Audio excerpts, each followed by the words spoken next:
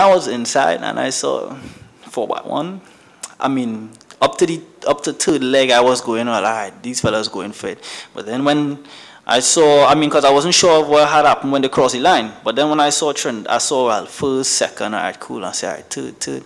See Canada. I was like, man, I didn't even waste no time. I turned and walked straight out of the stadium. I didn't waste no time, serious. And it's only from that time till I reached outside and seen on the big screen that Trinidad running around celebrating. I said, celebrating for what?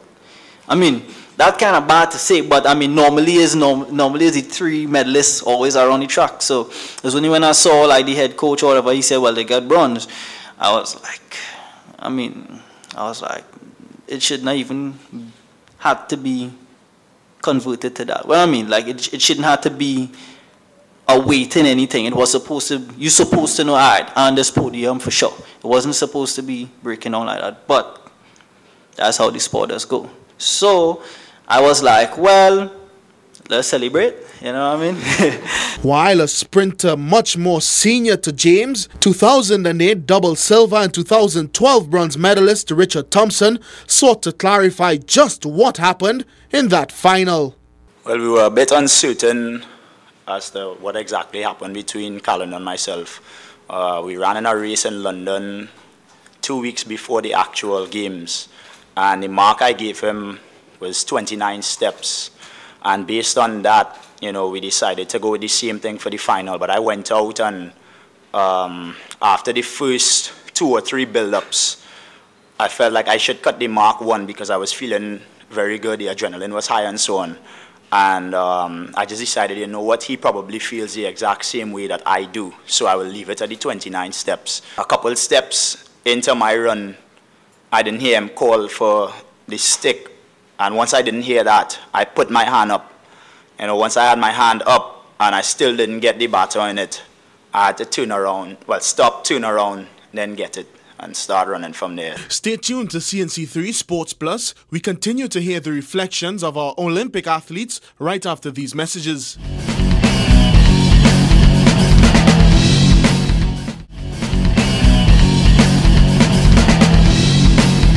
Welcome back to CNC3 Sports Plus this Sunday afternoon. In case you're just joining, we're listening to some of the reflections of our Olympic athletes from London 2012. Swimmer George Bovell III placed 7th in his pet event, the 50-meter freestyle. The veteran of 4 Olympic Games shared his hardships leading into London 2012.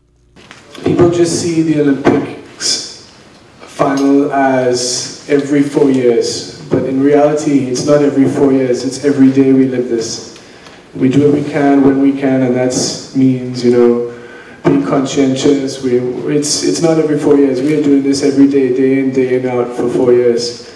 So I really started this Olympic campaign from absolute scratch, and a lot of people don't know this. And for me, looking back at all my Olympics, I think this is one of the Olympics that I would be most satisfied with my efforts in. And I've been to 4 Olympics and garnered 1 bronze medal already.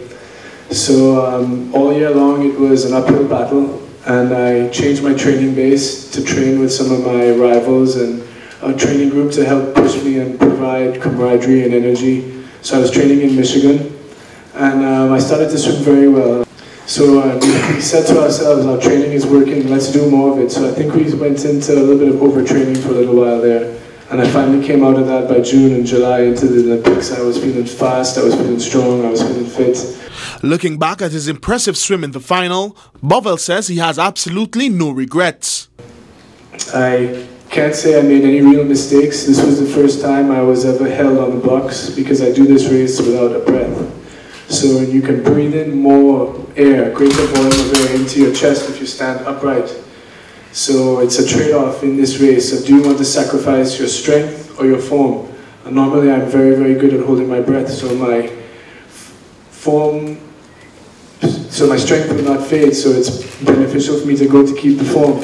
But in this race in particular, the crowd was so loud that they held us down. So to be held for a little bit longer, 20-something seconds probably, before my race, I think it caused me to burn out a little bit at the end because I did everything I could up until about 35 meters. But looking back to be in the final is the final. Just like Richard Thompson said, this is the pinnacle of sport. And once you're in the final, anything can happen. And it's a great way to represent our country, you know, just to see that flag on TV. Women's shot putter Cleopatra shared a similar story to George and explained how she felt broken after missing out on the women's final before being elevated as a finalist after the games. For me to go into the Olympics, it was really a very difficult journey for me. I was really injury plagued in 2012. I started off the year really well, and I was really excited about what was going on, and I was really excited about how things were going to end. I've had 2 really good years. 2011 and 2010 were really good for me. I trained really hard, but I was just really plagued by injuries. I really didn't have access to the proper medical care that I needed going into the Olympics. And so once we got to the training camp in Cardiff, the medical team really did their best to work on me and get me back to where I needed to be. And you know, I feel like I was really grateful, and I felt really blessed to be able to get out there on August 6th. However, I knew I wasn't in good shape. Technically, I was struggling. But to then come so close and knowing the nature of my sport, it was really gut-wrenching, and it was really a heartbreak. As I walked out of the Olympic Stadium, I said to myself, I can't do this anymore. It's just too much. And I just stopped at that point. The medical team continued to work on me, and my agent got me into several meets, and he basically sent me out there. I was not prepared to go. I didn't want to go, but I said, hey, what am I going home to do, watch TV? So. And the cyclist Jacene Phillip was one of the more exciting Trinidad and Tobago athletes. He reflected upon his first ever Olympic Games. Well, the journey was just to get there, you know, like I said before, just going for the experience. Getting down, you know, to the top 4 was definitely a great feeling at the time going into it. After placing 4th, it was more of a heartbreak, as I was that close.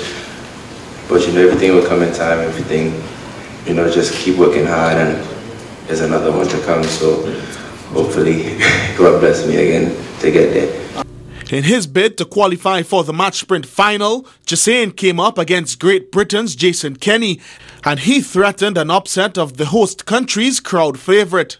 For the past 3 years, you know, the Olympics was my 5th international race, being on the senior level. For the past 3 years, just hunting down to get the Olympic points to qualify for the games. You know, they don't really show respect. You know, they West Trinidad. You know, it's 2 black people in cycling. Kirby Budget from France. He's really from Guadeloupe in the Caribbean, and myself. So those are big countries: Australia, Germany, France, as well as Great Britain. So they don't really show too much respect. You know, it's just me just taking time. And you know, when I got there to the Olympics and having to race Jason Kenny, it was more stepping on your shoes, basically. I know I couldn't beat him, but it was more of a respect thing that I was here. And, you know, for him to just take a step, you know, and bow down and show respect was definitely a great feeling.